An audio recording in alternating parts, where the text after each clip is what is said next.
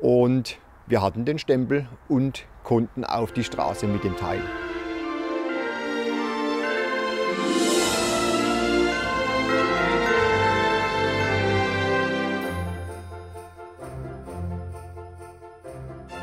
Ja, ein Tiny House hat mich schon immer interessiert. Habe schon immer mal Videos geschaut, wie die eingerichtet sind und so auf kleinstem Raum leben. Und dann hatte ich eine Begegnung mit dem Christian Kienl aus Schweigen-Rechtenbach. Der baut diese Tiny Häuser. Eigentlich wollte ich mit dem Christian zusammen das bauen, weil er der Profi ist, aber er hatte einfach keine Zeit, weil er so viele Aufträge hatte. Dann habe ich gesagt, okay, ich muss jetzt selbst ran. Und dann ging es los. Da haben wir die Trailer zu meinem Onkel in den Pferdestall gestellt, als die Pferde auf der Koppel waren. Und dann ging es mit der Bodenplatte von unten vom Aufbau her. Thomas Hoffmann ist kein Freund langer Worte. Geht nicht, gibt's nicht. Das scheint zumindest seine Devise. So auch in diesem Falle. Manch einer zweifelt noch an der Realisierung, als Thomas längst Fakten geschaffen hat. Während dem Bau des Hauses, des Tiny Houses, hörten wir dann von der Flut an der Ahr und dass ganz viele Leute ihre Häuser verloren haben. Dann habe ich gedacht, Mensch, ich brauche es eigentlich nicht unbedingt. Das ist für mich jetzt ein Spaß, so ein Haus zu bauen. Und da habe ich gedacht, ich könnte das vielleicht jemand an der Ahr zur Verfügung stellen. Als Mann der Tat knüpft er notwendige Kontakte und fährt nach ersten Vermittlungen ins Krisengebiet, um an Wochenenden vor Ort zu helfen. Beim Arbeitseinsatz an der Ahr findet sich schnell eine Familie und urplötzlich wird aus dem Freizeitprojekt Tiny House eine vom nahenden Winter unter Druck stehende Terminangelegenheit. Nachdem die Entscheidung gefallen war, wer an der Ahr das Häuschen bekommt und die Bauphase so fortgeschritten war, habe ich auch Bekannte gefragt, ob sie vielleicht zum Einrichten oder so etwas dazu beigeben wollen. Und dann hatte ich... Das bleibt nicht ungehört, zumal auch die Lokalpresse über das Projekt berichtet. Und so finden sich Sachspender für den Bodenbelag im Bad, Sanitäreinrichtung und einiges mehr. Gespendet.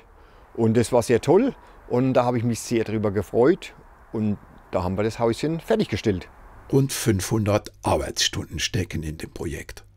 300 davon hat Thomas nach Feierabend und an den Wochenenden abgeleistet und die bis zu 20 Helfern aus dem Familien- und Freundeskreis den Rest. So ein Tiny House, wenn man das auf der Straße bewegen muss, muss man einiges beachten. Und zwar darf es nur 2,55 Meter breit sein, 4 Meter hoch und nur 3,5 Tonnen wiegen. Trotz aller Planung und Einrechnung sämtlicher Materialgewichte schwingt in der Bauphase immer die Sorge mit, ob die Gewichtsobergrenze eingehalten wird. Vor der Fahrt zum TÜV geht es deshalb auf den spannenden Weg zur Waage. Doch nicht minder spannend ist es, das Tiny House überhaupt erstmal aus dem engen Hof zu bugsieren.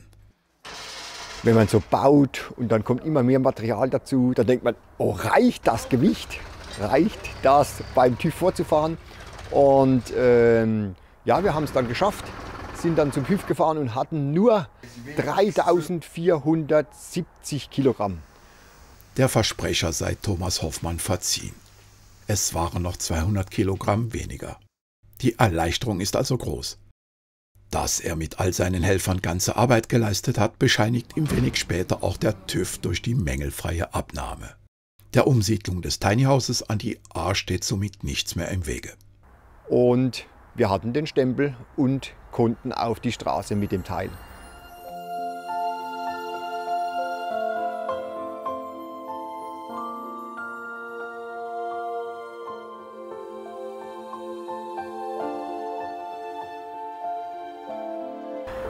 Ja, der Termin zur Fahrt an die Ahr stand dann fest und Markus hat mit seinem großen Fahrzeug, weil man 3.500 Kilo nicht an jedes Fahrzeug anhängen kann, das Fahrzeug an die Ahr gefahren und überführt. Ins Tiny House werden jetzt einziehen Wolfgang und seine Familie mit einem Kind und dann werden die dort den Winter verbringen und ihr Haus renovieren, damit sie auch wieder irgendwann in ihr Haus einziehen können. Die Meldungen und Bilder von der Hochwasserkatastrophe an der Ahr treffen mich nachhaltig ins Mark. Ohne betroffen zu sein, ist es mir bewusst, dass unsere Wohnsituation vergleichbar ist und es lediglich Glück ist, nicht zu den Geschädigten zu gehören. Aber wenn er so gerade zurückfährt, ich glaube, das ist gut. Es bleibt zu helfen. Die Freude war groß an der Ahr, als wir ankamen, stand die Familie schon da und wartete auf uns zur Übergabe. Das war eine große Freude für alle Beteiligten. Should old acquaintance be forgot and never brought to mind? Should old acquaintance be forgot and days of old lang syne?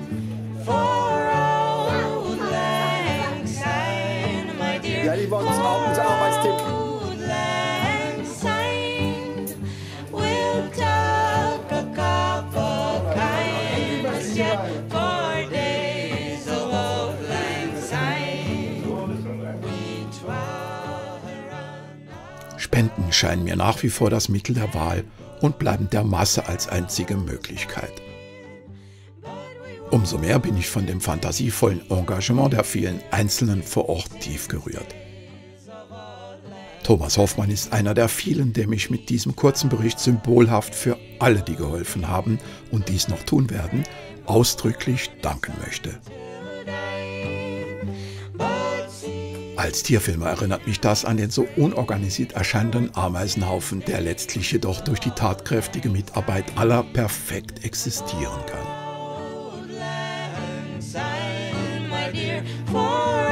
Es duftet weihnachtlich.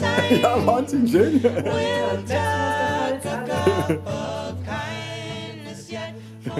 Eine vorweihnachtliche Botschaft, die ich so auch an die Zweifler und Gegner unserer Zivilgesellschaft hinausposaunen möchte.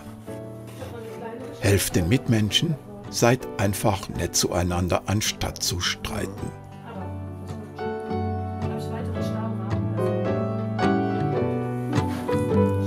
Eine Box. Ja. And surely you'll be your pints too, and surely I'll be mine. Schön. Ich war echt Boulevard wieder drin. Kindness yet for old lang syne. Ja.